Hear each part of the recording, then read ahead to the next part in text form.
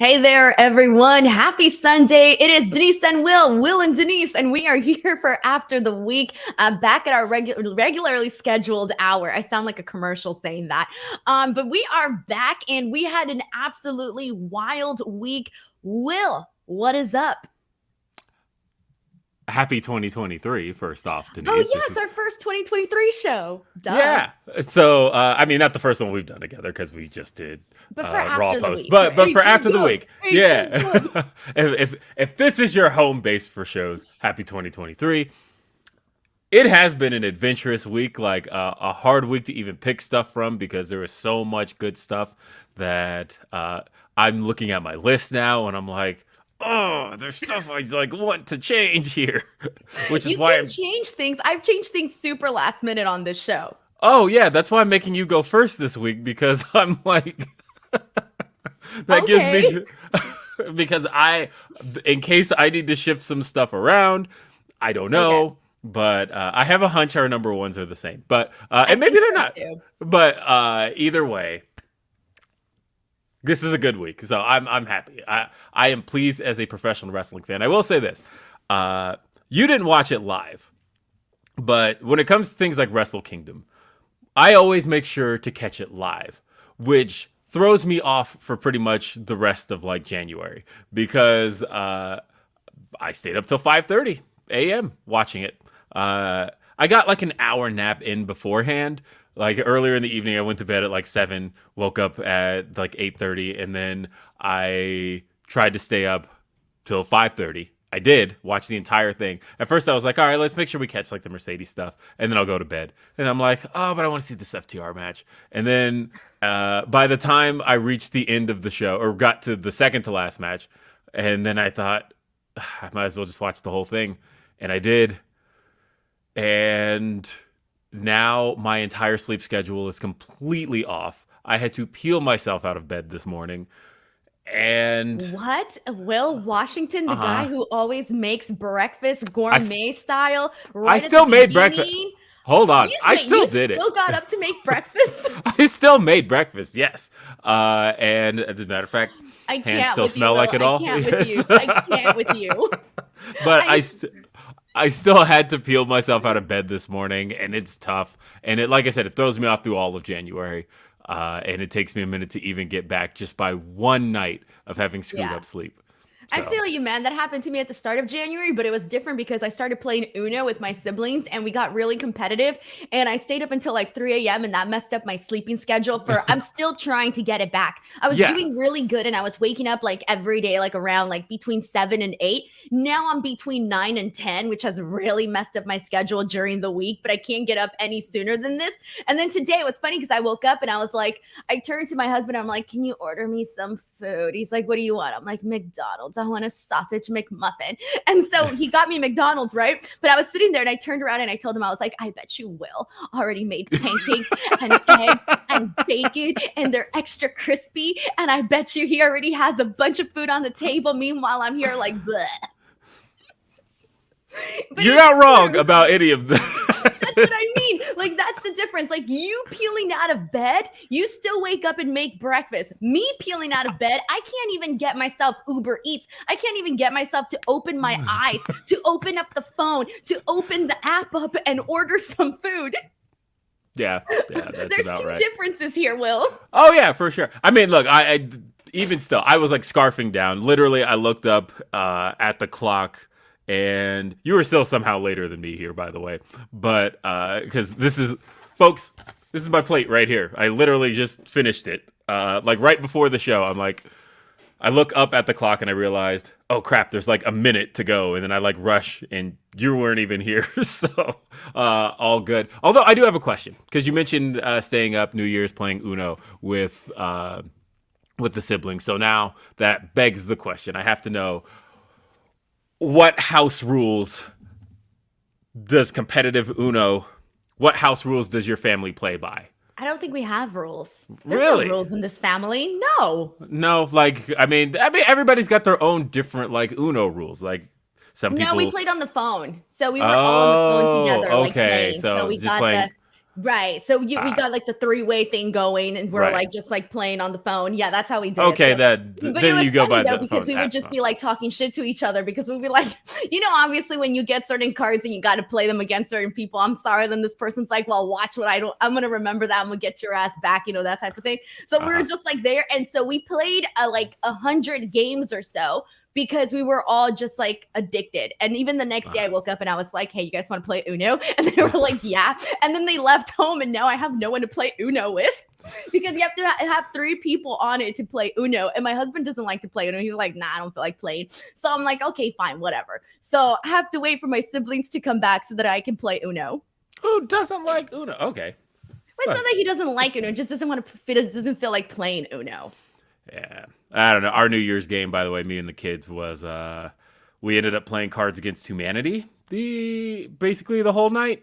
And I will say, as far as any game along those lines, the fun of Cards Against Humanity is it's really the strategy there is simply knowing everybody at the table, and that's basically it's like what's gonna pop each person and knowing their sense of humor, and that's entirely it. And we had a blast with that, so that was our New Year's activity.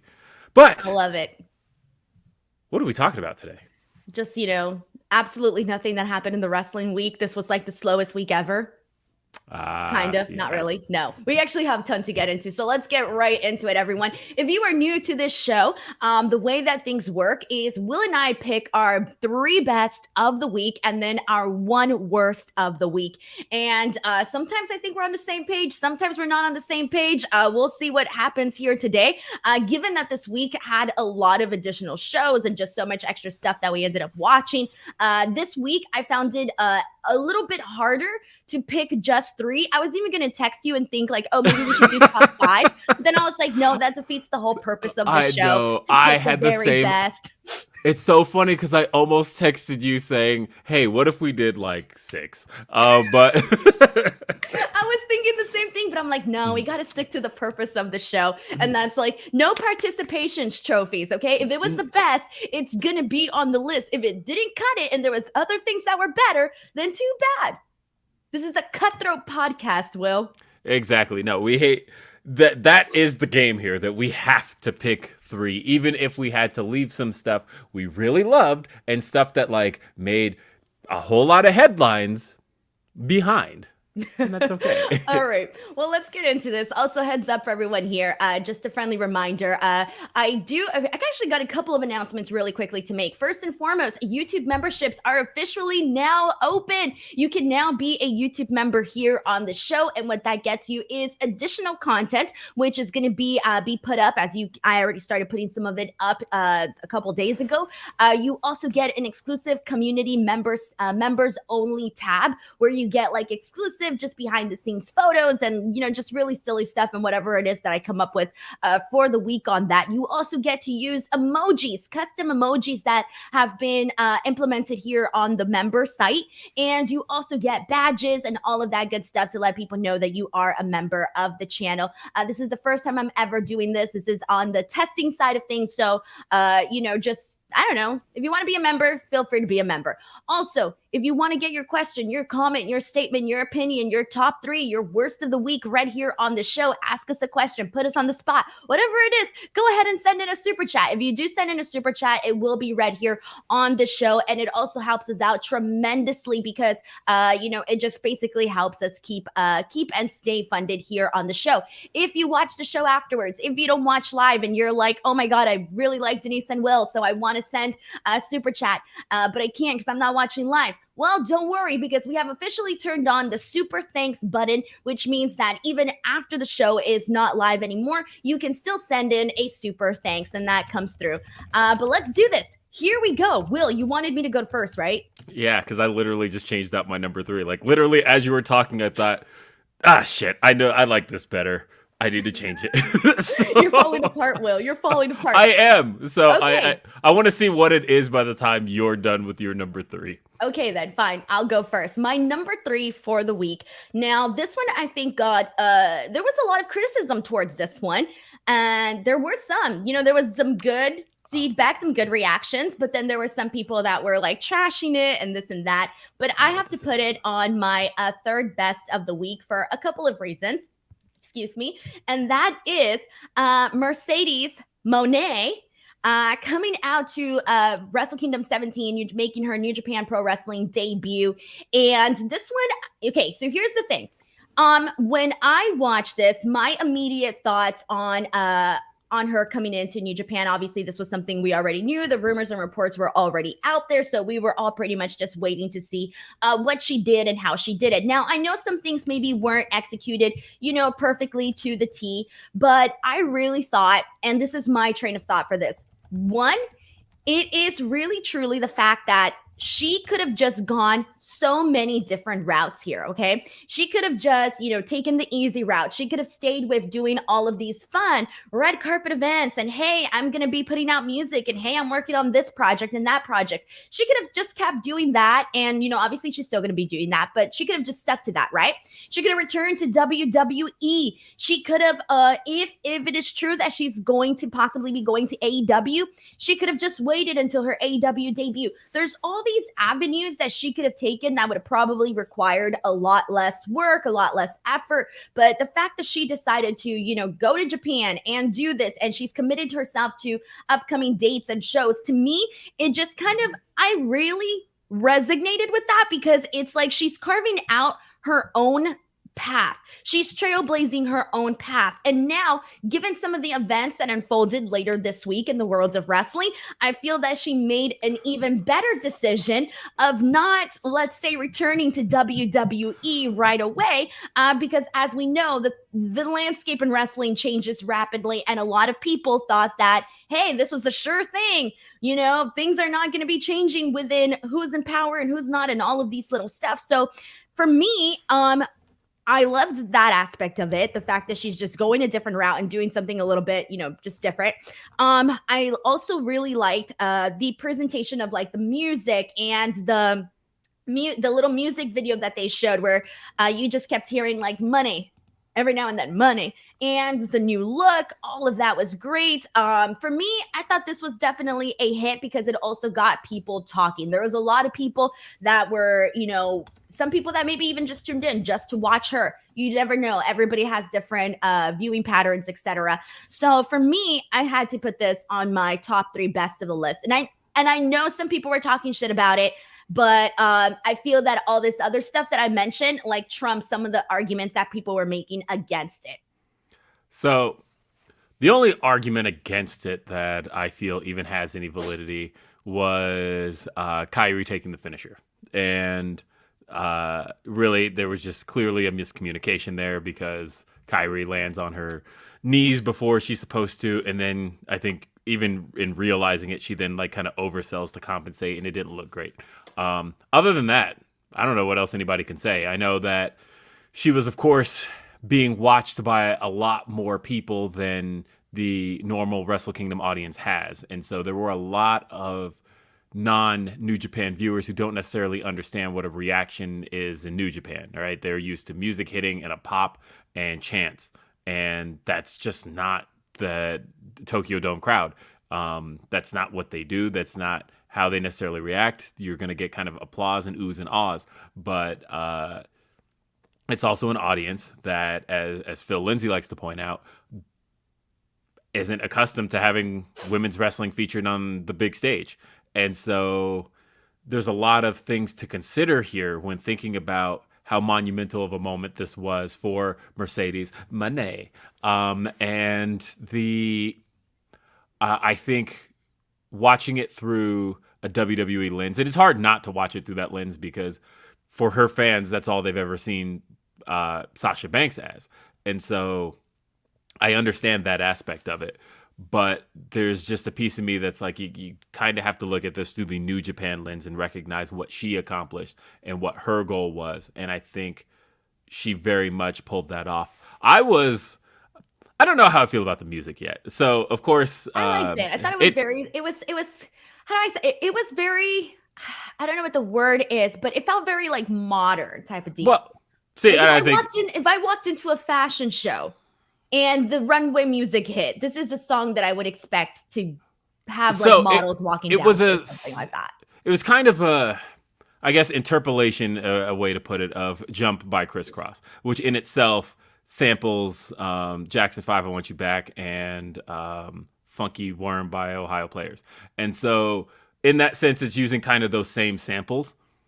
Look, I've mentioned on 2 podcasts already this week, massive Criss Cross fan.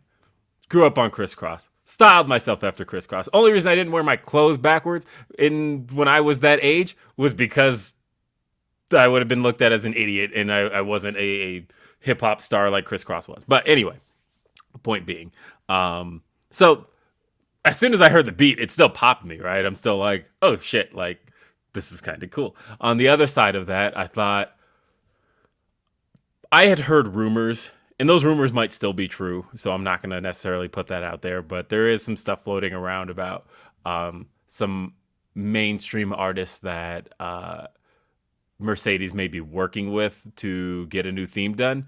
And Snoop Dogg? No, it actually wasn't Snoop.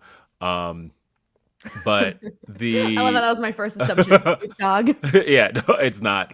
But there's, and so I guess I was expecting, I guess, something a little more complete, and this felt a little underdone in my opinion. Like half finished for sure. Yeah.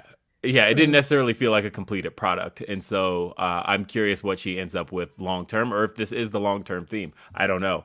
But either way, this is a big moment. It's a big moment in women's wrestling to have a big debut like that for a top female superstar on a major show that traditionally hasn't featured women in that capacity. I think was a big deal. It was a monumental deal. And I thought it was a good moment too. This was the moment that, honestly, I was kind of thinking about the entire day. This was good. This is very good. Alrighty, well, the moment has come, Will. It is time for your third best of the week, and you seem very torn about it. So I I'm a little am torn concerned here. because With there's your hearts. because there's 2 things I had to leave off the list to give this its credit. But you know what? Okay, go with what you personally like the most versus what you think you have to put on this list. Go with your gut, man. No, Go it's with not your even what I have heart. to put on this list. Like, I love this, and I feel like I'm leaving off 2 things that I very much also loved. But you know what? I have to give credit where it's due because I was all smiles through this. I don't know how many people out there watched Battle of the Belts this week, but the opening match on Battle of the Belts saw the Acclaimed defending their tag titles against Jeff Jarrett and Jay Lethal. Jeff Jarrett and Jay Lethal is a combination that I know when people hear that, they groan, they eye roll. They're like, why are these guys getting tag title shots? I don't want to see them. And you know what? That makes every single aspect of what they've done with the Acclaimed that much better. Everything about this has been a home run to me. From, I thought, first off, going back, Sanjay's rap at the Acclaimed was good. The Acclaimed's comeback was easily Max Caster's most talked about rap, to the point of where it caused a firestorm with Karen Jarrett on Twitter. It caused a firestorm with Jeff Jarrett on his podcast. Like, everything that this feud shouldn't have been, it has been. And then I think we've gotten the most kind of jaw-dropping lines from Max Caster out of all of this. On Wednesday, they had a match. And literally, the moment you saw Jeff Jarrett and Jay Lethal, and they did a fake out finish that gave Aubrey Edwards her moment in front of the Seattle crowd. But the moment you saw Jeff Jarrett with Jay Lethal, look at me, Wrestling World, you know, because I certainly did, you know you had think pieces ready. You were ready to write an entire think piece about how the tag team division in AEW is dead. Can't believe they let Jeff Jarrett come in here and do this. Like, you were ready. And that's how you're supposed to feel about pro wrestling, right? And so we get to Battle of the Belts. And this match was just off the charts fun. And everything it needed to do, it did. Jeff Jarrett has honestly been having the most refreshing run, I think, of his career. I think that he's got so much heat. People do not want to see him. They're getting all of these flashbacks of, oh my God, WCW Jeff Jarrett was the worst. And the only thing that could be worse than that is TNA Jeff Jarrett. I don't want to see Jeff Jarrett. He's way past his prime. He's over the hill. He annoys me. I don't want to see this guy on my TV. And it's making for some of the biggest reactions the Acclaimed could possibly get. But I wish I was just talking about Jeff Jarrett. I thought Jay Lethal plays his part in these matches well. Sanjay Dutt's a lot of fun. Him putting on the referee shirt but keeping the pencil intact was hilarious. And then who honestly surprises me in everything he does here? Satnam Mother effing Singh. He is actually very good here. And him hitting the choke slam on Mike Posey. And my thought at that moment was like, Mike Posey never works TV. You only ever see Mike Posey do dark or elevation. But for the most part, he works behind the scenes in certain things. And so when he ran out, even Chris Jericho notes on commentary, Mike Posey, you never see him on TV. And I thought, why is Mike Posey here reffing? That is a little weird. And then when he took the bump from Satnam Singh, I thought, oh, duh, no one else was going to do that. But otherwise, this was great. Everything about this was great. Aubrey Edwards, again, had a big moment in the match. She got to really pop the Pacific Northwest crowd again. Portland as a whole was a great crowd pretty much the entire night. And on top of that, the Acclaimed got the win. They got a really feel-good win. Shout out to Max Caster also applying the ankle lock to Jeff Jarrett. And Jeff selling it like death. Jeff Jarrett, you would have thought he was in a friggin' bear trap that entire time. He was selling it like crazy. And considering the context of all of that being Kurt Angle's move, I loved all of this. This was great. I had to make sure this got its due, and I feel sad for the other things they had to remove from the list, but this was excellent. Okay, so I do not blame you whatsoever because so one of the things that I was talking about on my Friday show was that, I sat through, clearly 2 hours of SmackDown, 1 hour of Rampage, and then an additional hour of Battle of the Bouts. So for me, I actually thought Battle of the Bouts was the best out of everything that I watched that whole day because I felt that the show kind of gave us a little bit more. Now, I'm going to be honest, I was just so really about the card. I didn't really care too much about the card that was announced, but I did feel so much of it delivered. Given this match was definitely one of them because I feel this was the match that really got people into it. And there was a lot that happened. This could have easily been just a convoluted, hot freaking mess that could have completely flopped, but it was actually pretty damn entertaining and everybody played their parts very well. Now, Will, I don't know what your take was when Jeff Jarrett first came into AEW, but I remember being one of the few people that defended the idea of Jeff Jarrett being in AEW. Recall. Yeah, you did. And I got so much shit for that, Will. I said this on my show. I'm like, I didn't even read the comments that week on my YouTube channel, on the F4W YouTube channel. I'm like, no way. Everyone's just going to be talking shit to me because I said that I was actually excited to see Jeff Jarrett. And I didn't realize how many people did not want to see Jeff Jarrett. I remember when I tweeted it out and I forgot what exactly it was that I tweeted something about, Jeff Jarrett being in AEW. And all the comments were the majority of them were just ripping it to shreds. Now, I will say this, though, not every week has been perfect. And even afterwards, you can kind of tell that they were kind of keeping the appearances for Jeff Jarrett were a little bit minimal, right? They started off, it was bam, here he is. The next week he came out, had another promo. Then afterwards, they kind of reduced the time that we were seeing him on screen. And then, we came back and, we got all of this and what we got last week. And all of this other stuff has been entertaining. But I know for the most part, a lot of what, Satnam Singh and Jay Lethal and Sanjay Dutt were doing prior, it wasn't necessarily things that people wanted to see featured on their TV. This was something where there was a lot of people complaining with, we don't want to see the Ring of Honor stuff here on AEW television. And I do think that Jeff Jarrett has added so much to this because here's the thing, you just mentioned it right now. He's so good at getting the heat from people, but also managing to make it very entertaining. It's not, to me, the heat that Jeff Jarrett gets is not go away heat, at least not for me. It may be for some other people, but not for me. I find this shit entertaining. Now, when it comes to Satnam Singh, I haven't been a fan of Satnam Singh. Like anything that he's done, his debut into AEW still gives me PTSD. Like every time the lights go I was down, there I'm like, that night, by the oh way. God. Oh, I feel so bad for you because when the lights went down, I'm like, ooh, what's gonna happen? And then The whole Satnam Singh arena comes was. out and I'm like, huh? So now anytime the lights go down in AEW, I'm thinking to myself, oh God, what are they gonna do? Like, I don't get excited. I just think, oh God, don't fuck up the show. You know? I don't get excited anymore with that because of the Satnam Singh debut. Anyways, so the point is, here they actually made, pretty good use of him taking the chair shot and all of that. This worked out fine. I love seeing, obviously the raps with the line about Jeff Jarrett being worse than Vince McMahon. That was something that was kind of funny. The music video they had done previously with the lines about just everything that, stealing Kurt's wife and this and that and everything that they mentioned there. Was good stuff. So for me, this has been working out so much better than I think a lot of people previously anticipated. So yeah, I'd put it on the list. All right. It's time for number 2.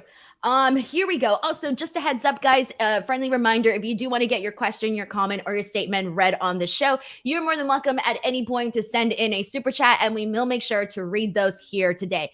But now let's get into my second best of the week. And my second best is going to go to Samoa Joe versus Darby Allin for the TNT title. This is definitely something that I have to put up here. 1 second. This is something that I have to put on this because obviously we'd seen Samoa Joe and Darby previously, and Samoa Joe just went out there and he freaking killed Darby Allin, and it was so much fun to watch.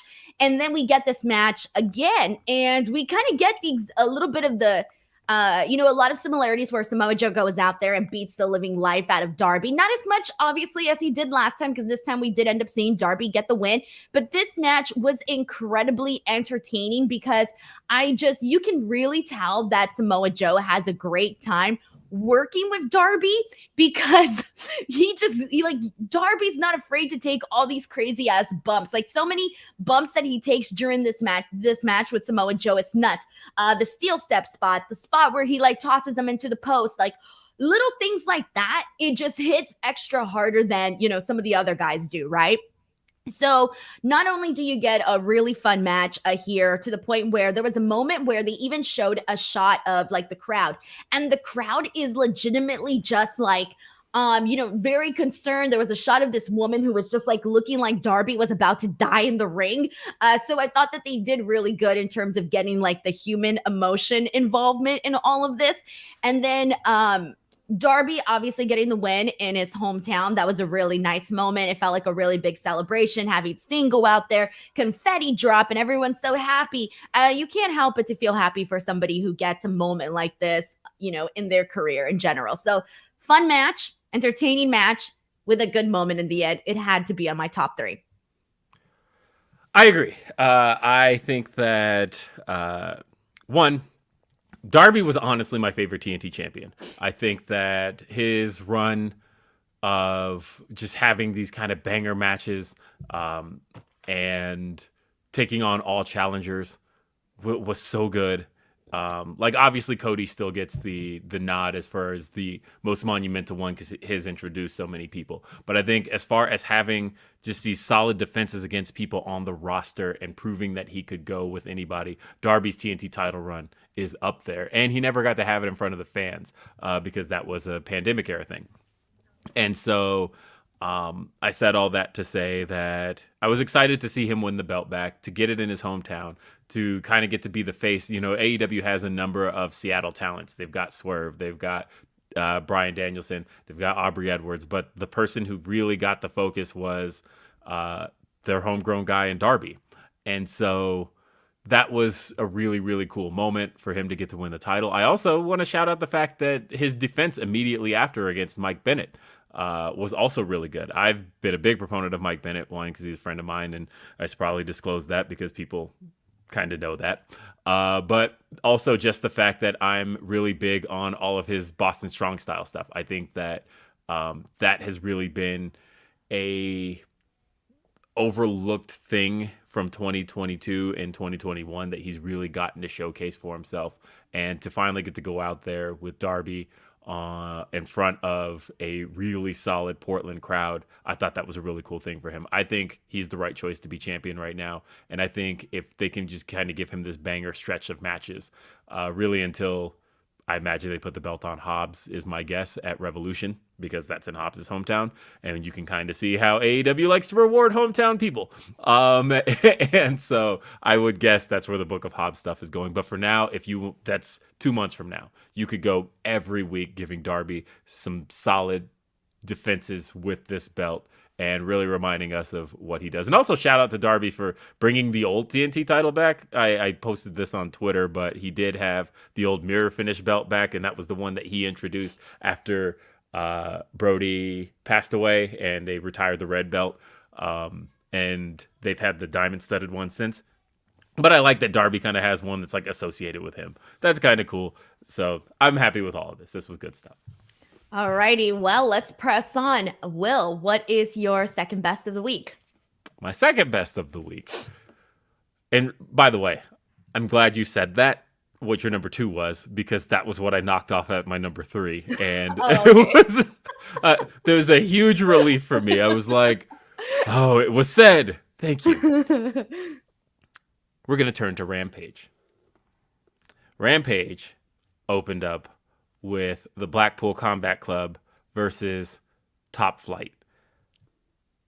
Top Flight, I don't know what's being planned for Top Flight, but it feels like something, because they keep tangling these guys up with the Blackpool Combat Club, and it keeps delivering. Last week they had a match with Jon Moxley and Claudio. This week they faced Jon Moxley and Bryan Danielson. I thought the match with Claudio was very good.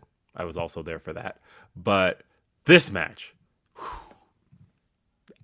this was just off the charts great. I thought that Bryan Danielson and Jon Moxley, I forget how great of a team these guys are when they get to work together, but seeing Top Flight go in there and hang with them the way that they have, and the way that they keep coming up with new ways to test and take the Blackpool Combat Club to the limit, is just really, really exciting stuff. They're really doing a great job, I think, getting the fans behind them, because they're putting them in positions where the fans shouldn't be getting behind them. They're against like top baby faces. Bryan Danielson and Jon Moxley are top baby faces. But the fact that each match has ended with Top Flight looking better and better and better is just remarkable. And this particular match, I thought, was the best one that they've had. Darius has gotten to really, really show out and show that he can hang. The fact that he's had these kind of really dramatic kick out moments, and of course Dante. Dante had like one little mishap in the previous match, and it felt like he got to make up for that and put forward again just a much better showing than he had before. And the other showing was really good too. But I keep coming away from these going, God, Top Flight, it's going to be a moment when they win the tag titles, and they're getting closer and closer to just having such a good major victory. But putting them out there like this, again, I don't know what the plan is, but it's working, whatever it is, the way that the fans keep getting behind Top Flight. And for Darius to have been out as long as he was, he got to come in for a few months with Dante, then he got injured. And he was out for all those months. He came back right before Revolution, and then right after Mania got in that car accident, and he was out again. And he's just had this unfortunate string of luck. And I've just wanted to see these guys succeed as a tag team. And now that he's back, we're getting to see it again. And I don't know where that moment comes, because the Acclaimed is so hot. But at some point, I think Dante and Darius are going to win those tag titles. It's clear that people like them. It's clear that people want to work with them. Them being up against the Blackpool Combat Club has just been wonderful for them. And they look like, that's the big thing here, is that they look legit and they look like badasses, being able to hang with such an aggressive style from Jon Moxley, such an aggressive style from Claudio, and such an aggressive style from Bryan Danielson. Been great stuff. I love it. Blackpool Combat Club and Top Flight gets it from me on Rampage.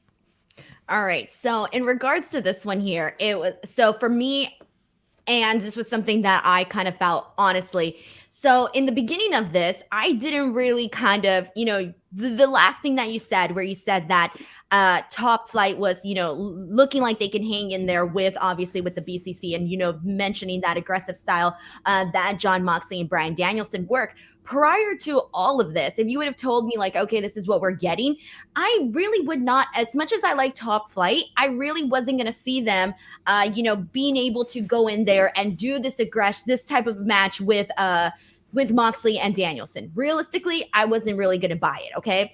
And even when this match was announced, I was like, okay, fine, cool, whatever. And I really didn't really care too much about it. I really did not. Honestly, that was Rampage and Battle of the Belts all together, by the way. Like the whole card, that's how I felt. Every single match that was announced, I'm like, yeah, okay, fine. Okay, and then there is this one thing that I do feel like sometimes AEW does too much of, where certain times they do too many of the near falls, where sometimes it's not believable with certain matches and certain guys. And I've talked about this, on past matches and past shows. So with all of that being said, when this match started off, it went from a point where I was like, okay, this is fun. And then it was just kind of like levels where I was like, okay, now I'm really interested in this.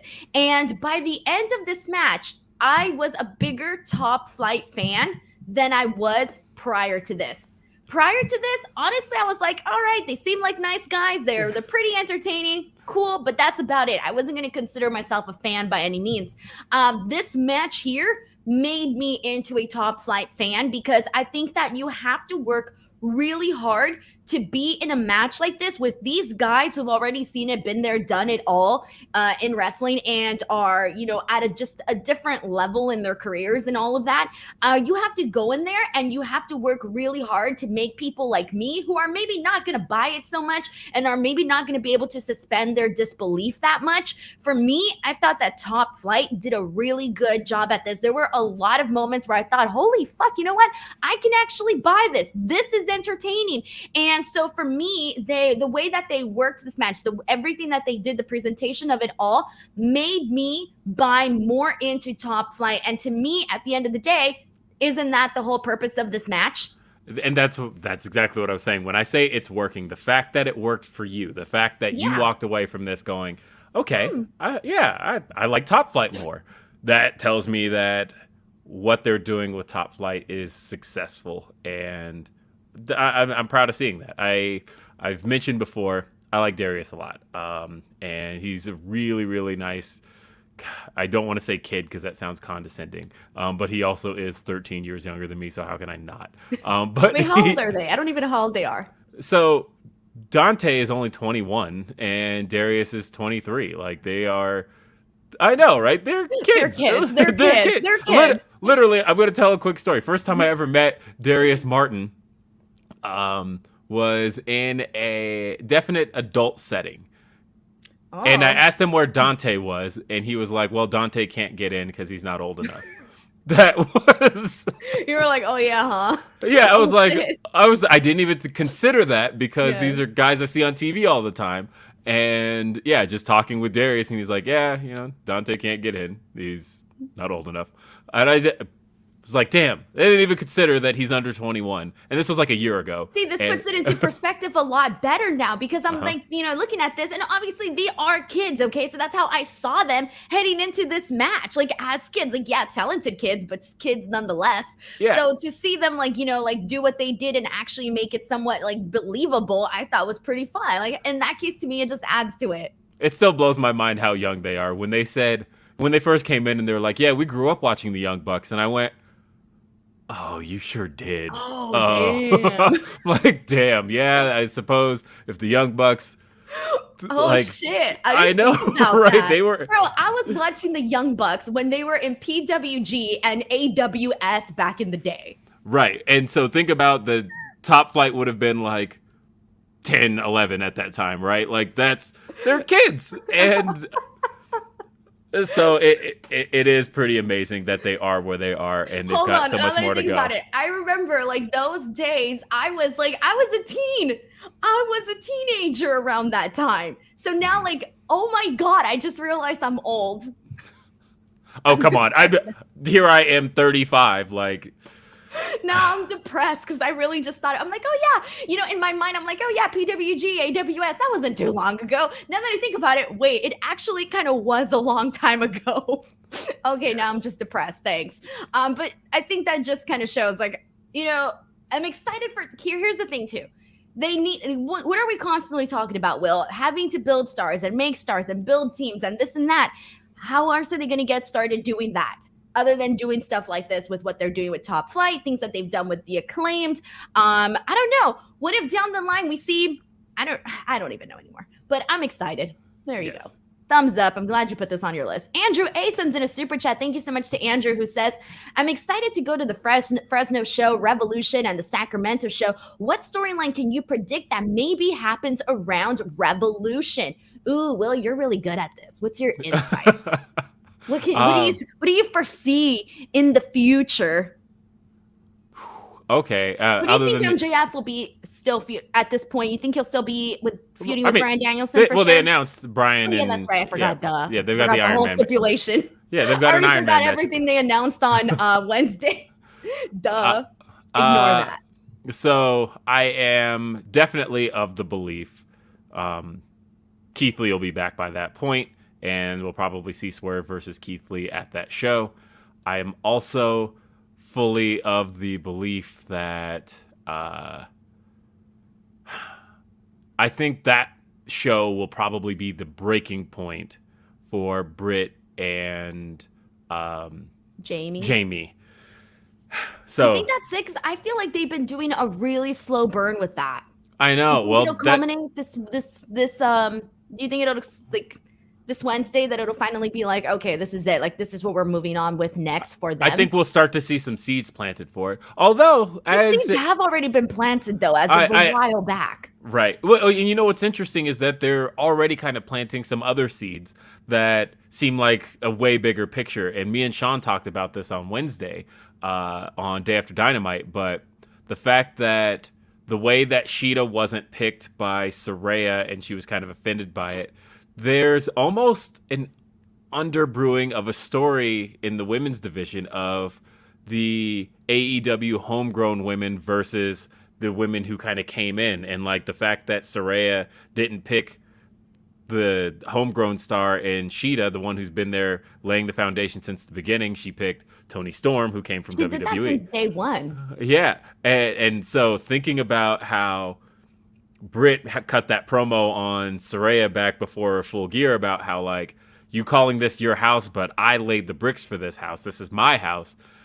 And they kind of do have a bit of a story they can tell there of all of those AEW original women versus the women they've signed. And there actually is a bit of a legitimate reason for the women they've signed to have some anger against the women who are now taking their spots. There is a story to tell there that hasn't necessarily, there's really no, let me think about this. That's an old story, of course. We've seen that in men's wrestling a lot, but in women's, we haven't really seen that story before because there hasn't really been kind of an influx in that same way.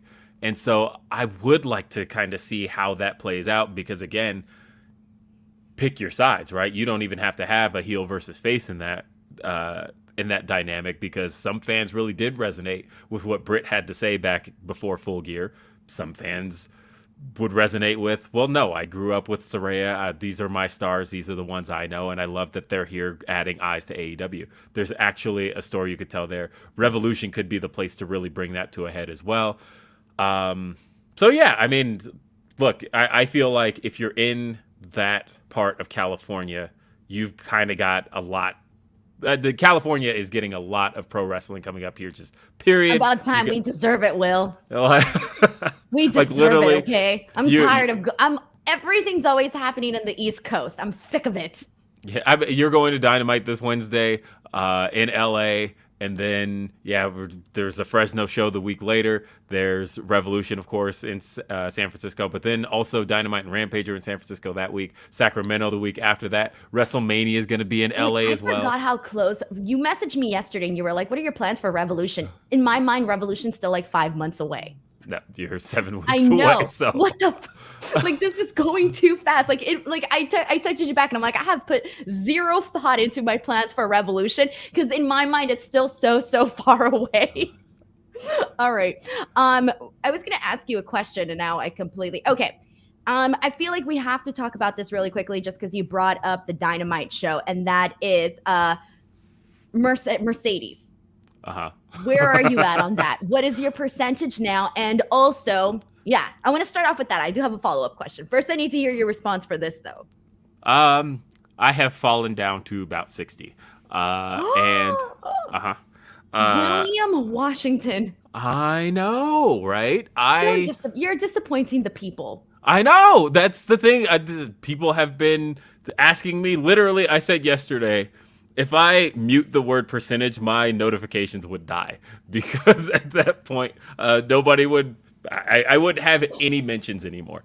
But I recognize. Well, I'm just kind of still trying to read the tea leaves on it all.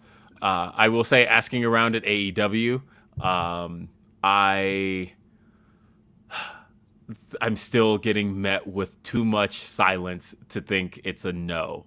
That obviously, I've made the point before that if I literally even tweeted right now, if I tweeted right this second, hey guys, I've heard a rumor that The Rock is coming into AEW, my inbox within 5 minutes would be filled with, where the fuck did you hear that? That is an absolute not true thing.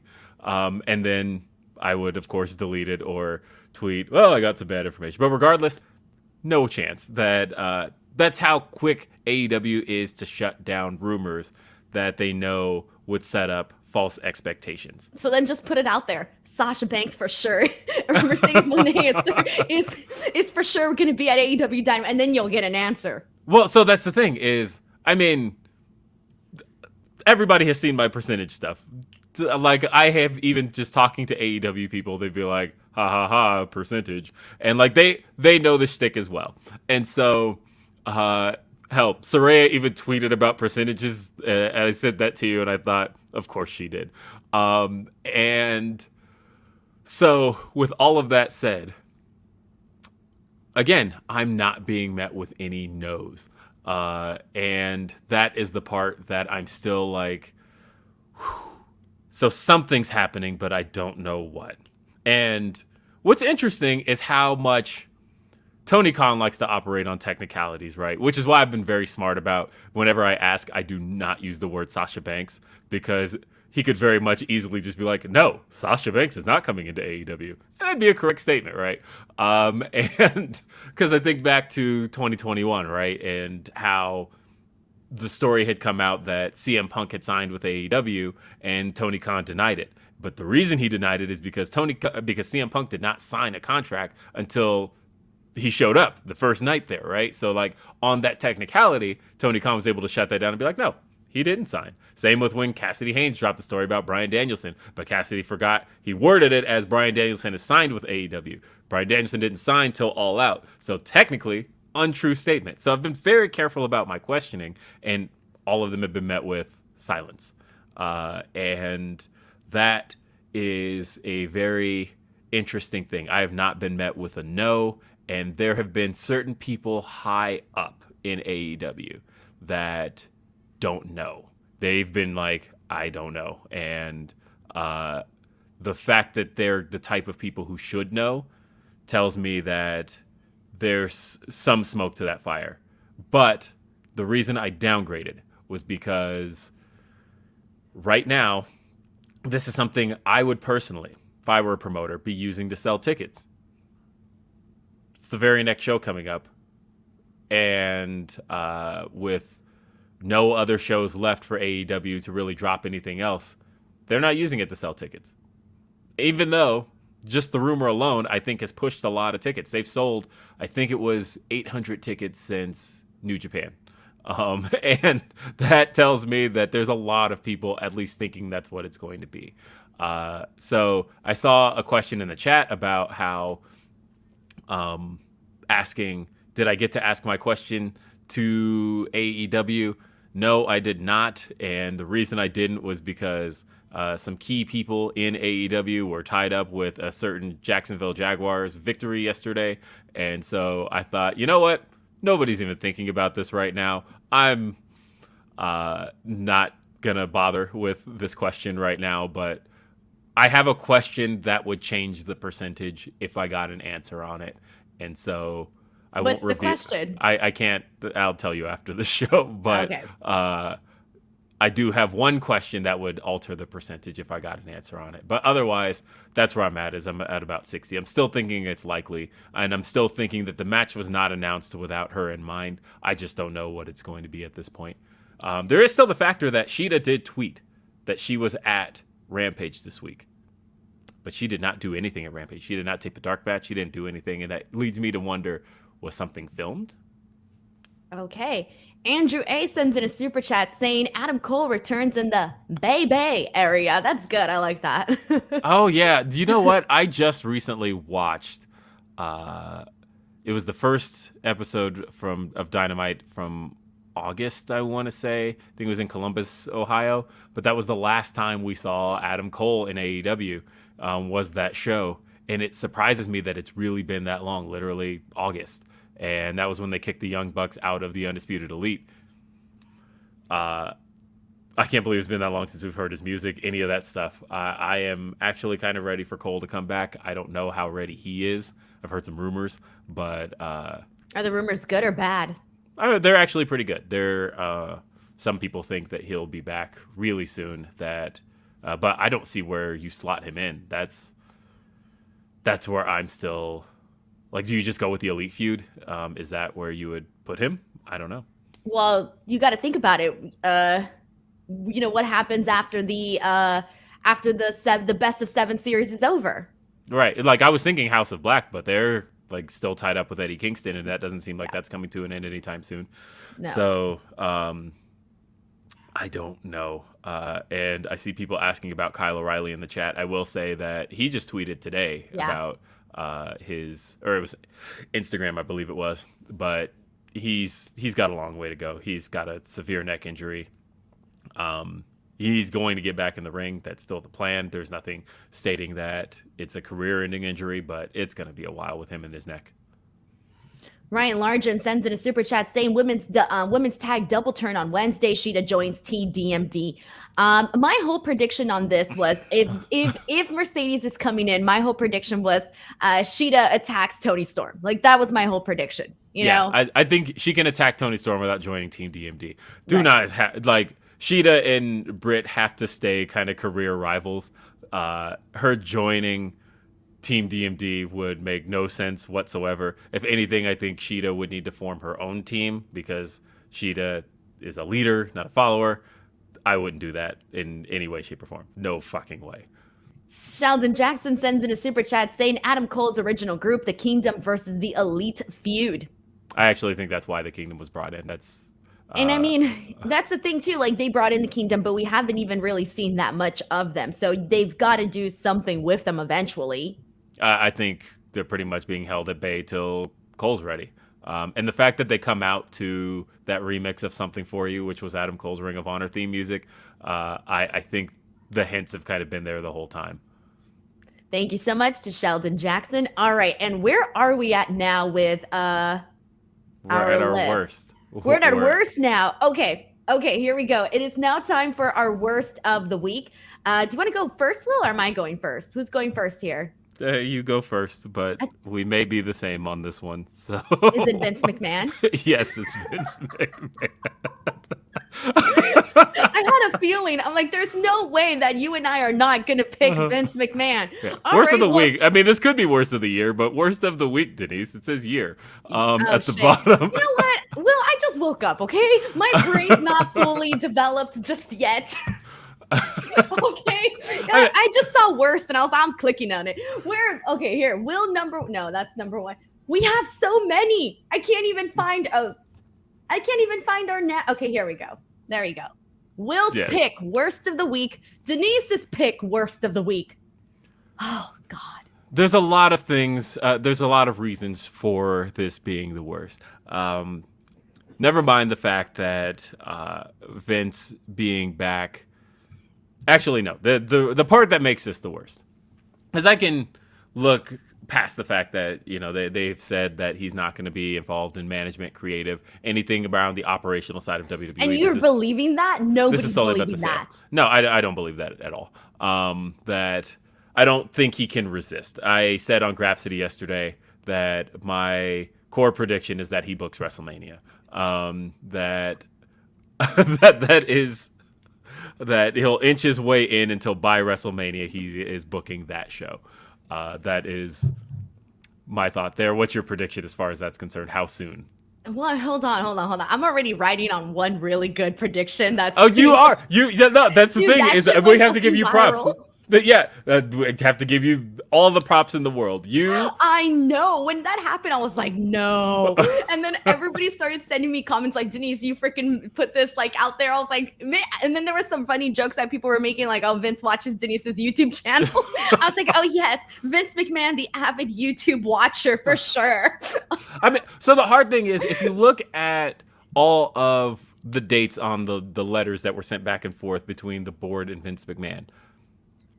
If you go to the original letter of Vince's intent to return, the interesting thing about said letter is that goes hand in hand with the original rumor that he was looking at coming back, which means that wasn't a rumor necessarily at the time as much as that was actually a fact. He had already pursued coming back at that point, and that leaked to the Wall Street Journal. I think that was as comfortable of wording as they could put it, but the wheels were already in motion at that point for Vince to return. So that's a little piece that I do find interesting. And then same with the idea that the response from the board was that there's information that we don't want this, that we don't think it's good for the company, and there's information that's not public yet.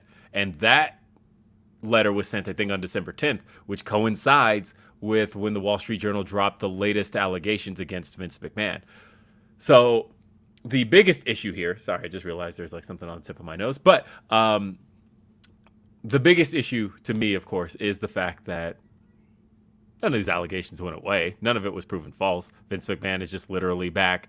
The man, and again, why would he see a problem here? Of course, because he was a sex pest the entire time he was in the company. So why would anything need to change in that regard as far as him stepping away? This was the way he operated. So I can see from his perspective, nothing's changed. And also from his perspective, I'm a fucking billionaire. I don't have to do anything about any of this. But I also see from the company's perspective, man, what a bad message that sends. That there is no ramifications for any actions taken against the female employees and talent of that company. Right. When it comes from the top. So that's why this gets worse for me. Never mind the fact that he could possibly get back into creative. Never mind the fact that the show has kind of moved on without him. None of that to me is the bigger deal than the fact that after everything that has come to light, he basically rewrote the bylaws to force himself back in to command the media rights deal and the potential sale of the company. And this is really just a way for him to like get one foot into the pool so that he can, eventually get completely in there. And like you said, I'm not expecting him, like maybe not today, maybe not this week, but I'm expecting him to eventually take over, what Triple H has been doing with creative and all of that.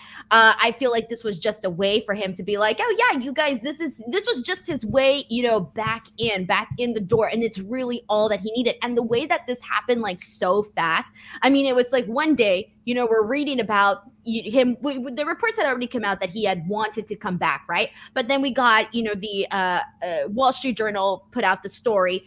What was it? January 6th, whatever. January 5th, excuse me. And then the following day, it was like, oh yeah, he's back on the board of directors. It was so quick when we got that one story, and then the next story where it was just like, I personally feel that I feel that right now, Vince is acting like he's actually going to go through with this sale. I don't know if this is actually what's going to happen until maybe, I don't know, the end of the year. I feel he's going to stretch this as long as possible. And during that stretch of him avoiding, selling WWE, he's going to, again, slowly take over what he wants to take over. And this was just his way in. This was just his way back in. The doors are open and now he's got something to grab a hold of. And that's it. I don't actually think he really truly intends on selling. And if he does, it's not going to happen like right now. It doesn't feel like it. I mean, they did just recently, I know that I think that's just, I don't actually buy it. I know that it happened, but I think it's just a way to kind of keep people thinking that it's going to happen. I do think that the sale happens, like a to be honest. I think that, yeah, it's going to happen, but just not as soon as possible, I don't think. I think it's honestly, my prediction is that there's at least a suitor found in 2023. That is I think by WrestleMania, or not maybe by WrestleMania, by SummerSlam, I think they do have a suitor. I don't think it closes till probably end of 2024, but I think they do find a suitor by then. And that's just my gut feeling on things. I think, I know that list of companies has been floating around as far as who could potentially be a buyer. I think there's way less validity to that than when you think about who would make the most sense as a buyer. I do think it's Comcast if there is a buyer, because I think that that just fits their MO in terms of, because for Comcast, if they make the big spend on WWE, then at that point they lose the massive expenditure of having to spend on media rights for WWE, because the media rights is WWE's biggest source of income. As a matter of fact, if you buy WWE and you are denied the media rights, game over. WWE is worth like $50 without the media rights. And that's not true. That they obviously have a big, massive media library. But if you don't have that stream of income from Peacock, from Fox, and from USA Network, you don't have anything. You don't have a money. Which is exactly what there were some people. There were some people that were like, "Oh yeah, the Saudis are going to buy it." I'm like, "Bruh, because because I don't think that they would, like you mentioned, the media rights. They wouldn't have any of that with the freaking Saudis taking over. No, I don't think they would. I think they would. I think they would. Absolutely. I don't think the networks would want to do that if the Saudis own it. No way. I mean, so of course, it would have to be the Saudis owning it in kind of a name-only kind of thing. Like, obviously, WWE wouldn't suddenly start operating under Saudi government rules, right? Like, we wouldn't suddenly start seeing all the women in T-shirts and like all of that stuff. I just think that, but as a business venture, I could absolutely see them having the money in play here, because all of a sudden that's a massive stream of income coming in. That would be the TV worst networks. Possible thing that can happen. Absolutely. Worst scenario possible. I think it would kill the company. Yes. So it's possible. I think that as far as Comcast is concerned, obviously Comcast would love to have WWE television without having to spend massive amounts of money on a TV contract with them. So basically making the one big purchase and then no longer having to pay them TV rights. It drives me nuts to think about the fact that the Peacock played $1 billion for that, and they could have gotten a lot more bang for their buck. Right, if they basically own the company. But at that point, then it's all just money to itself. And so I do think Comcast makes the most sense. I saw people mentioning Warner Brothers Discovery. Zero chance. I would honestly bet my house on Warner Brothers Discovery not buying. Bruh, how are you thinking that there's a better chance with the freaking Saudis buying it than freaking? Wow, I think they're both out of the question, but I think it's more so out of the question for the. I think Warner Brothers, just thinking about the fact that their entire MO right now is cost cutting. They're not going to spend all that money on a major company that.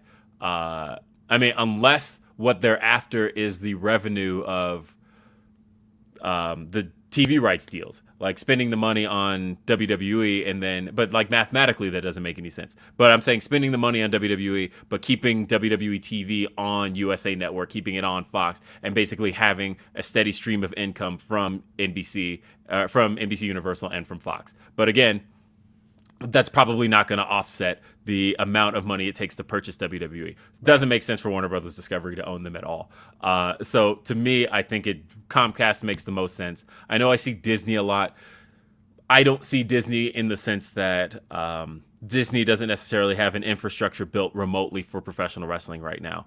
And it would essentially be an entirely new venture for them to dive Disney's into. got the money to do an entirely new venture if they wanted to. Do they have the desire to do that specific venture the way Comcast has that infrastructure built already? They have all of this stuff on Peacock. They've been in the ecosystem of USA Network for a very long time. There's been talks over the last month that Fox may not even pick up SmackDown next year, and it may end up on NBC anyway. So then every show is in the Comcast wheelhouse anyway. That's pretty much my guess. I could see more so Comcast than anybody. That feels like the most realistic option, just when you think about already what they have and what they can get. It does seem like the easiest option to go with for sure. Regardless, just like the fact that we're back here where it doesn't really feel like, even going to, I think we'll know like within Royal Rumble what the first going on in terms of, is Vince going to start running creative at that point? Is he not going to be running creative? I think by the time the Royal Rumble comes around, we're going to know. Wow, that's a lot sooner than I thought. I don't know. That's where I'm at. But you know what? Things have been moving so fast. Even when like Vince left, I remember thinking like right away, I'm like, yeah, he's done. He's out. And then he was done and out for the most part. But then, fast forward to 2023 and the man is back. But yeah, to me, it feels like things have been moving a lot more rapidly than some of us might assume. Hero 290 says Vincent Kennedy McMahon never left. Is mentioned earlier in the chat. I mean, I've seen that belief a lot that he's. I made the joke on Grapsity yesterday that I could see him sitting at home like this with a headset on, like basically calling Monday Night Raw from his basement or something. But I'm sure Vince McMahon has a way fancier basement than any one of us here. I did talk to a couple of wrestlers who are of the belief or who are concerned. And it's not about Vince that they're concerned about, but it is the main thing that goes hand in hand with the sale of any company, which is that whenever a company goes to sell, the first thing you got to do is trim the fat and make it more appealing to a buyer and trimming its expenditures. And that means trimming the roster. And so the big concern, of course, is that's what everybody was saying in 2020 when they did all of those massive releases, right? The big thing that everybody was talking about was this looks like they're gearing to sell. Like the fact that they cut that many wrestlers, that says that you're probably that was the big topic, making it more attractive. Yeah, it was. And so right now, the way if they are gearing to sell, I don't see them holding on to a lot of, I guess, needless contracts that they would see needless. Like I could definitely to make some jokes, but I'll keep them to myself. I was gonna say, if Vince was really this whole time, behind the scenes, you think we would have seen some of the stuff that we've been seeing? No, probably not. I don't think a lot of people would have been re-signed if Vince was truly working. But I could also see now, unless they were just trying to fool us. I mean, I don't want to be a conspiracy theorist. I was going to say signing Karrion Kross to own the marks is definitely like, okay, let's bring back these people. They'll for sure think that you're not here. Yeah. And shit, pal. But I do worry about some of those guys now. I would definitely look, if I were somebody like Dexter Lumis, I would be checking my emails every minute at this point. What about Regal? How do you think he's feeling right now? Given I know so far right now, from the looks of it, things are still okay, but I would be freaking worried, man. I mean, that VP position that he got is a strong one for him. I don't necessarily know that he loses that per se, but keep in mind he was ousted not too long ago. Right. I think I would be concerned about the idea of what Regal was brought in to do, which was, scout talent again, start rating the indies, things along those lines. I think I'd be concerned about that job just in the fact that WWE isn't really in a mode right now of needing to take on any huge new costs. I would be concerned if I were somebody like, let's talk about the MJFs in the room, right? The FTRs, the guys who are bigger names outside who can command new huge contracts, who would be coming up in a time period where WWE might not be looking to spend. Suddenly, or even guys that were kind of looking like they were teasing, leaving AEW and going to WWE. I mean, let's not forget Tony Khan's little tongue-in-cheek tweet that he posted. There was a lot of read between the lines on that one. Yeah, I mean, there is, because again, it's not so much, because I think people are looking at it from the side of, well, why would wrestlers need to be concerned? Vince McMahon's not going to be in charge of creative. That's not the part to be concerned about. The part to be concerned about is WWE needing to cut costs and not necessarily looking to spend a whole lot of money. Like suddenly, MJF doesn't really find himself in a huge position to be able to demand that massive contract that, of course, most of that is gimmick anyway. But just thinking about the idea behind that doesn't exist as much as it did before. I think it's both. It's both things. It's not just the cuts and all of that, but I do also think it's creative as well, man. Like there was more. Even just like little interview tidbits that we've been getting from people where they would say like, yeah, now this is a possibility. Look at Shinsuke, well, what he got to do. And it's little things where it's like, yeah, these things were not going to happen under, Vince McMahon. Like now you can there's a little bit more leeway. There's a little bit more of a possibility. Fuck, I was just talking about this on the last show where I said there was more hope with that was my number one pick for the year.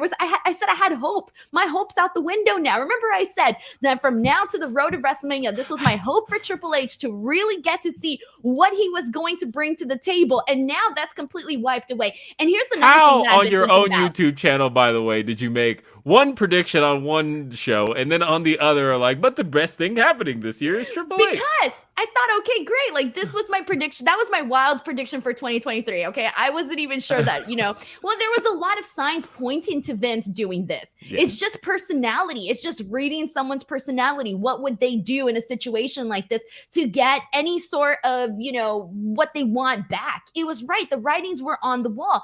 But even then, I still thought, okay, if this is going to happen, maybe it'll be down the road, like later on. I'm still looking forward to Triple H running creative from now until WrestleMania. I thought that was going to be like a lock in there, but clearly not.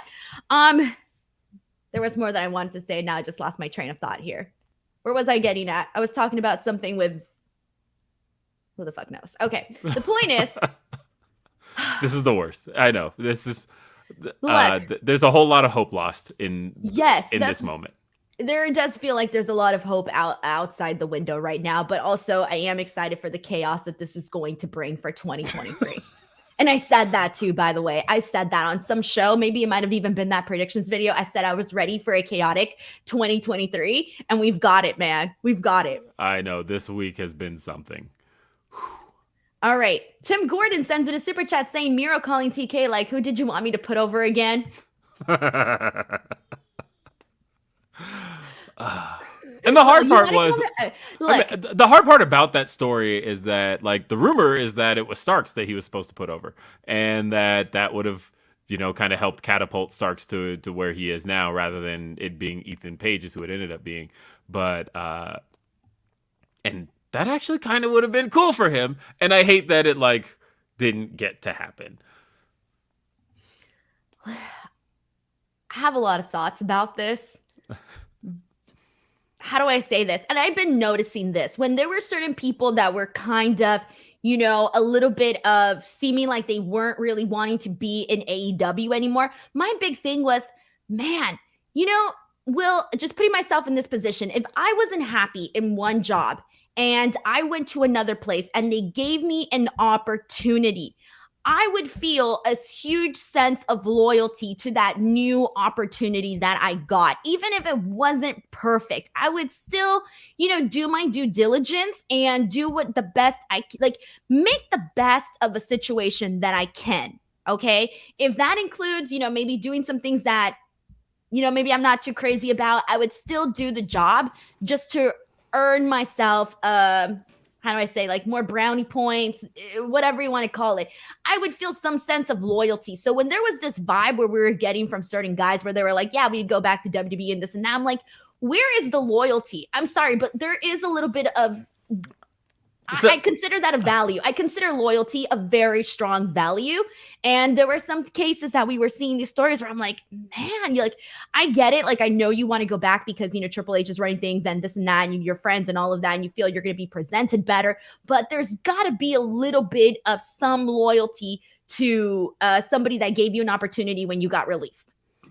So I don't know that I necessarily agree with that. Just because at the end of the day, you got to do what's best for you, right? I do think that. But you don't want to burn bridges. No, you don't want to burn bridges. But that's very important too, and a lot of people forget about that. It's like, yeah, okay, this opportunity is better for me, so I'm gonna go here now. But it's like you're burning bridges along the way, and you don't want to do that given how fast the landscape of pro wrestling moves. Where it's like, yeah, 1 second your buddy's running thing, but the next, it could not be that way. So you want to make sure you develop good relationships across the board. Well, and so the one thing that I had tell you a story. I had an AEW wrestler tell me this once. And this particular wrestler was in WWE at one point, now is in AEW. And I had asked them in a private conversation about how they felt about Hunter being back and would that change their mind in terms of where they wanted to be right now. And they gave me a really, really good response. And one day I might interview this person and they can then say all of this publicly and you'll know who I was talking about. But what they said was, there are only so many spots in professional wrestling, period. And they were like, if you look over at WWE right now, like, the spots are there to grab. Yeah, what they were looking at was, they're like, are there, with all these people being hired back and the people they still have to push, how many spots are even available in that sense? And like, I can't just be looking at it from the perspective of, do I want to be in this company? Do I want to be in that company? I have to look at it as where is there a spot for me to move the best? Right now, for me, for this particular wrestler, they're like, that's AEW. Because I look and they're like, I have a path toward some form of stardom. Whereas he's like, as the wrestler that I am right now, I'm not going to beat Roman Reigns. And so at that point, I at least know a world title's not in my future. And so they were looking. I'm just ready to burst right now because I just have a different mentality when it comes to this, okay? When it comes to this, okay, I get it. There's not enough spots. That's how it is across the board, okay? But here's the thing. Look at people, for example, Ricky Starks is just one example. Look at how many people were above him on the totem pole. And you know what? He took the opportunities that he could. And now, he's shining, getting more opportunities. He got this match with his feud with MJF. Now he's feuding with Chris Jericho, and they're going to start something with the Jericho Appreciation Society, whatever. The point that I'm trying to make here is that just because it doesn't seem like there's a spot for you, you work to make that spot happen. And the only way to do so is by taking every single opportunity. You can't just expect to be handed things because of whatever it is. And I'm not saying that being handed, it's more so because it is about carving your own path, but sometimes you have to see where that path is, because if you do see that, hey, I could carve my own path here, but in doing so, I'm going to hit a roadblock over here, but over here, I might not. It's about seeing where those opportunities lie for you and seeing where your ceiling is. And that's more so what I'm saying. Like, obviously, you still have to do the work yourself. I just feel like it's an easy excuse to say, oh, well, right now I'm not getting the opportunities that I want here. So, you know what? Maybe I should just, go to another place. Because I feel like the grass is always greener on the other side. I should say what I'm saying. What was for CM Punk's line in the scrum when he said, where he said about MJF, where he said, yeah, the grass is greener on the other line, but you got to. He said the grass is greener where you water it. And that's. There you go. And steal that line. and that's a great line, right? Because I do believe in that, but I also think you do also have to look at where you're planting your grass. And the whole idea here, though, is just that really you have to look at what the landscape looks like for you, pretty much. Okay, well, let me ask you a question. Yes. You're in a situation where you were in WWE. You're a great wrestler. You're a talented wrestler. You didn't get your due in WWE, okay? And you were released. and you found this opportunity with AEW. Now you've been featured every so often, but you know what? You're not MJF on the card. You're not Bryan Danielson, but you know what? There's still a lot of potential for you. You've got a lot of fans, Yes. but you're just not getting the opportunity that you want. You still got a couple more years in your contract with AEW. Let's just say 2 years, or let's just say a year, just for the hell of it, just a year.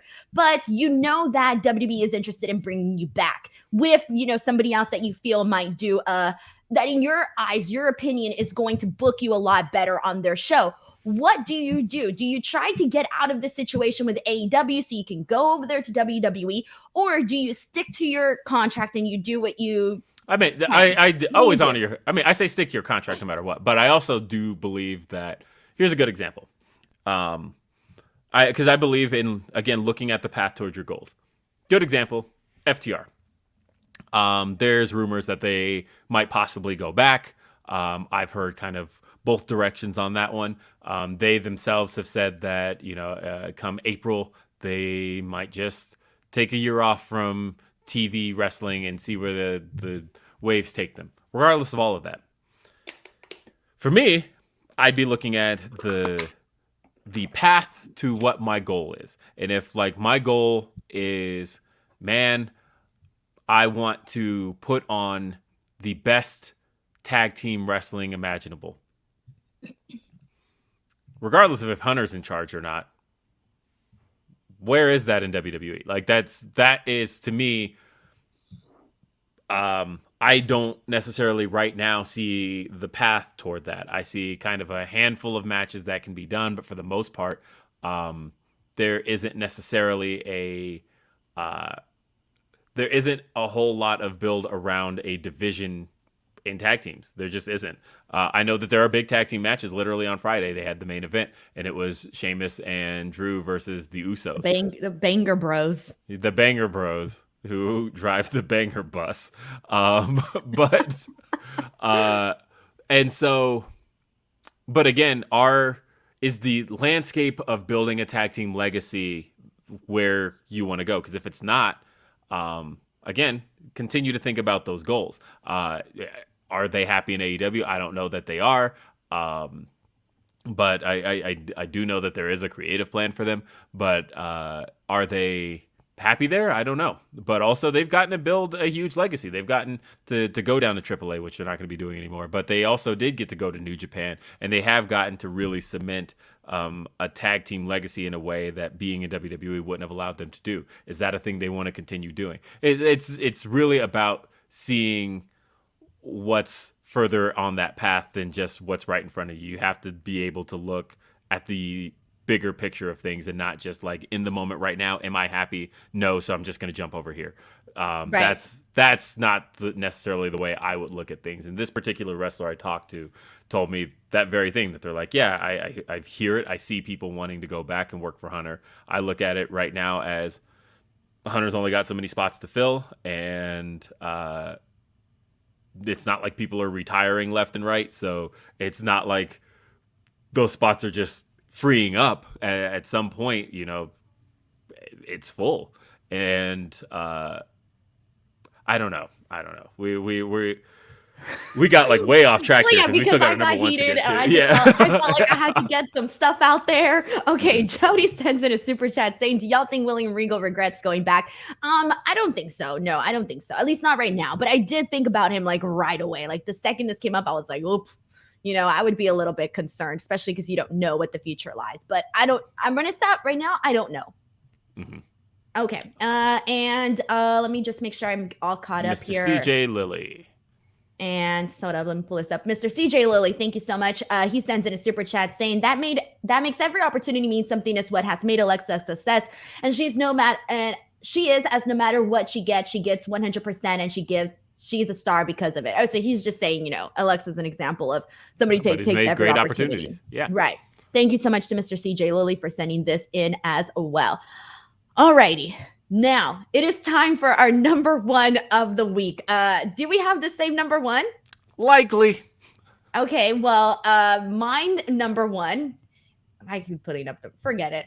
My best. I'm just going to assume that our best of the week is Kenny Yes. and Ospreay? Yep. Yes, Okay, of course. perfect. All right, just making sure. I didn't want to look like a fool. Like I don't last think time. we've made, I don't think we've made this guess poorly yet. Although I Yeah. did get you good last time. But Yeah, you did actually. this one, God, where do I? Okay. Yeah, do you Okay, want to I'll start? kick it off. I'll kick it Yeah, off. go All right, ahead, I'll kick please. it off. I want to hear It's Denise's my opinion moment on right this. here. It's my Yes, moment. I please. gotta sit up straight. All right. So for me, this match here, and I know you stood up to watch it live, but I watched it, afterwards. And for me, the reason why this is on my number one was for multiple reasons. One, it ended up being a different match than what I was actually expecting.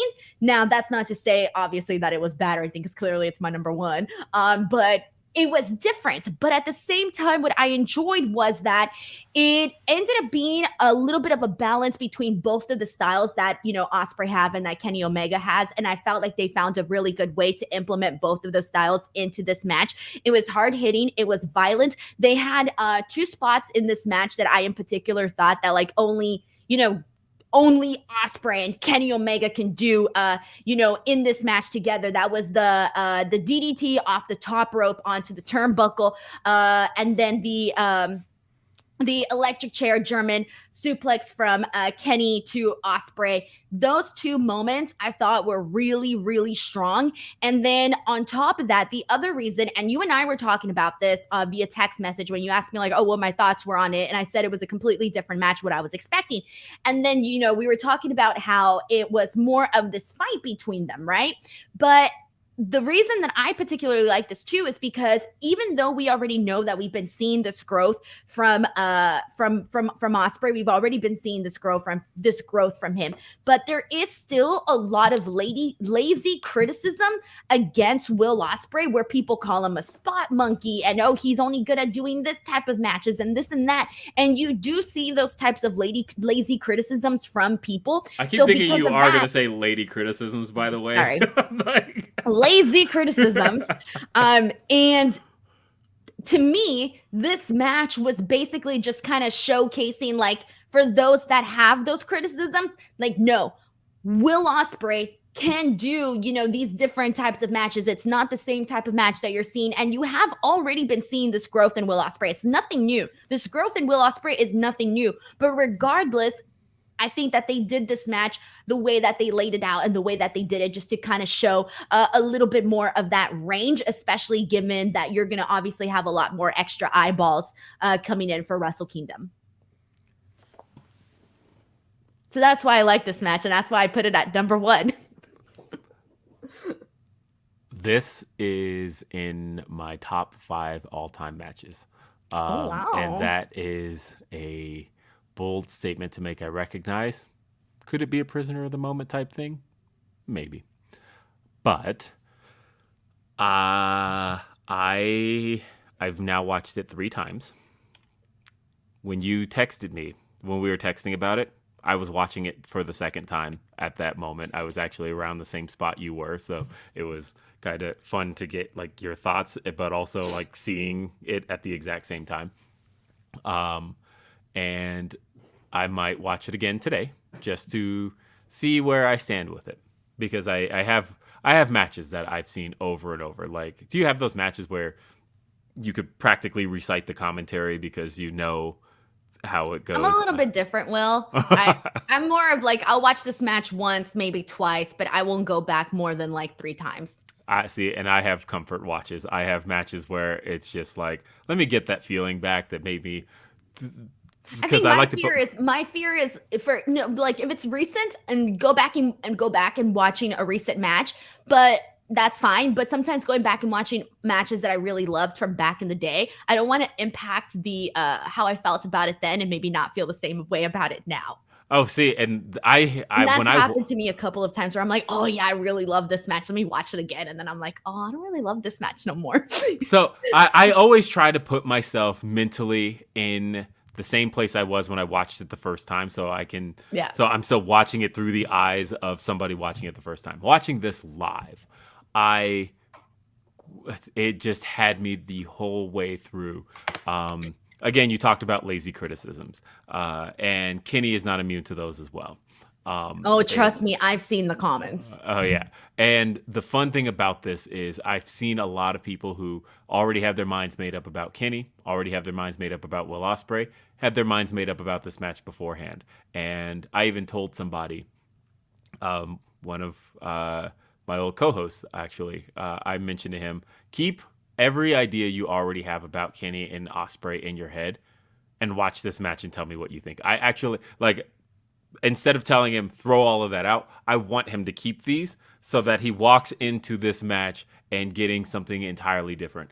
And because the thing is, it is a lazy criticism because that's not who Kenny is. That's not who Ospreay entirely is. When I hear the idea that Kenny doesn't know storytelling, that is impossible. Kenny's Jesus one of the best, Christ. Yeah, Kenny is one of the best storytellers like in pro wrestling, right? But the idea that people think of storytelling a little bit differently than the idea of being able to convey a narrative via the action in the ring.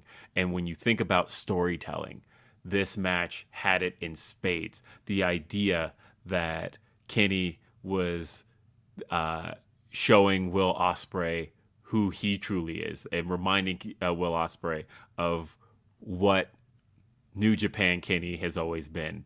Will Ospreay in this position of having to valiantly fight back, especially after he got bloodied on the DDT.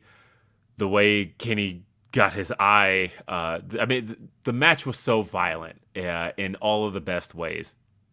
And it had the right mix of kind of everything you wanted. The table spots were really fun too. The table spots were so good. Kenny bashing Will Ospreay's head into that table was pretty funny, actually. Yeah, that was really good.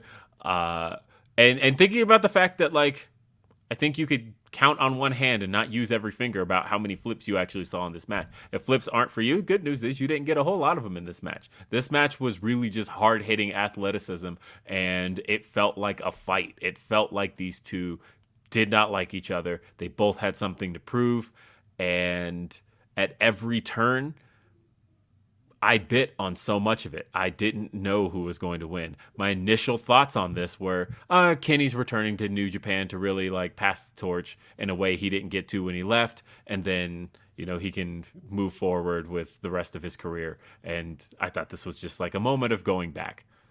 Oh no. New Japan Kenny is like fucking back. But throughout the match, I'm like, in the moments where Kenny was dominating, I'm like, all right, Will Ospreay gets his big comeback. And then there were moments where I'm like, but it doesn't really feel like Ospreay's going to win. And then I thought, okay, here it is. Ospreay wins. And it wasn't until Kenny hit that one-winged angel. And as Ospreay is on his way down, time almost slowed down. And I'm like, basically selling myself on a new Kenny New Japan run. As he's headed down, I'm like, well, Ospreay's not kicking out of this.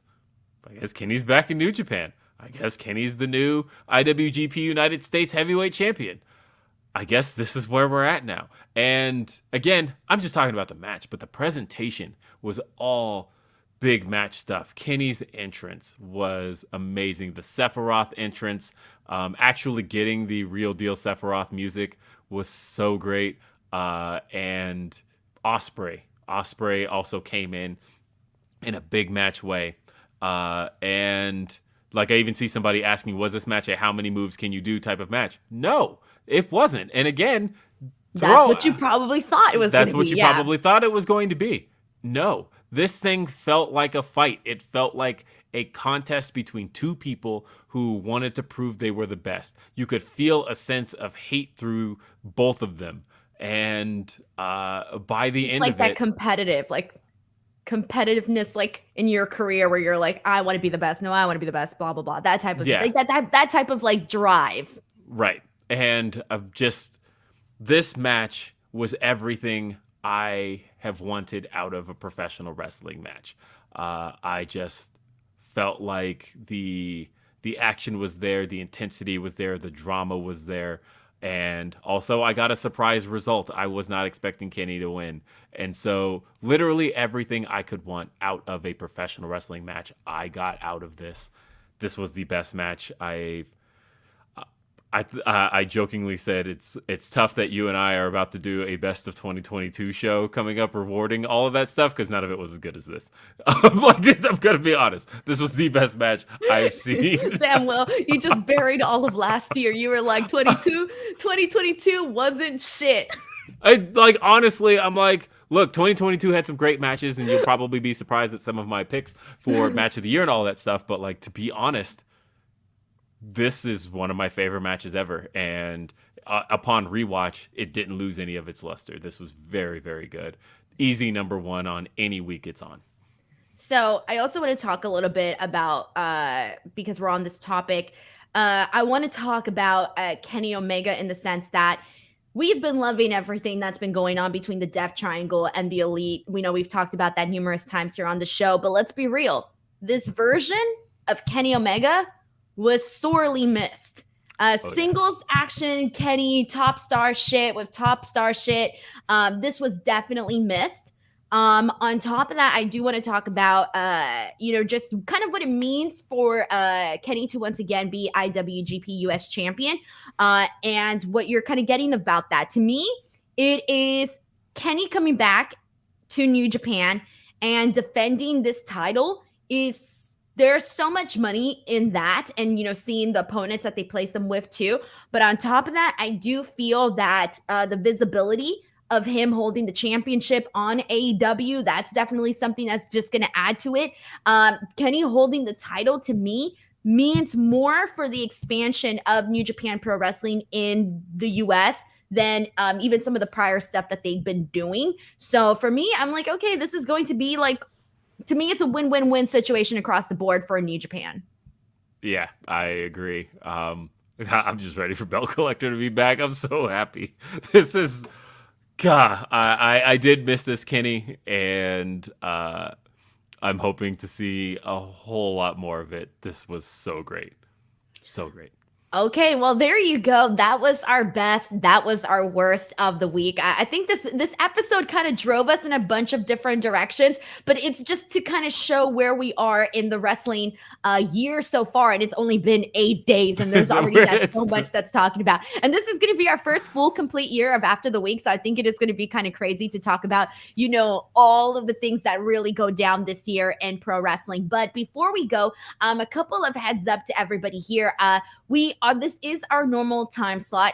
We will be going live on Sundays at 10 a.m. Pacific Standard Time, 1 p.m. Eastern Time. If you ever forget our schedule, I do schedule these well in advance. You can come here to the YouTube channel and check out the schedule of when it's going to go, up. On top of that, if you haven't already, please make sure, if you want to see additional bonus content here on this channel, you are more than welcome to become a YouTube member. If not, even just clicking that subscribe button definitely helps, because I have officially surpassed, I think, 83,000 subscribers here on YouTube, which is pretty freaking huge, man. It's pretty freaking huge. This channel is growing, so I want to thank each and every single person for taking part in it. But before we go, Will, please let the people know where they can find you. William RBR on Twitter. Do most of my shows on Fightful, youtube.com/Fightful, including one this coming Thursday at 8 p.m. Eastern, 5 p.m. Pacific. It's the annual Fightful Awards, first annual, and it'll be hosted by myself and Denise Salcedo and Sean Ross Sapp, and it should be a hoot. I think it'll definitely be a hoot. And then also, guys, if you want to check out Dad and Grapsody, the links are in the description box below. But until next time, that was the first episode of After the Week, and we'll catch you next week. Bye, everyone.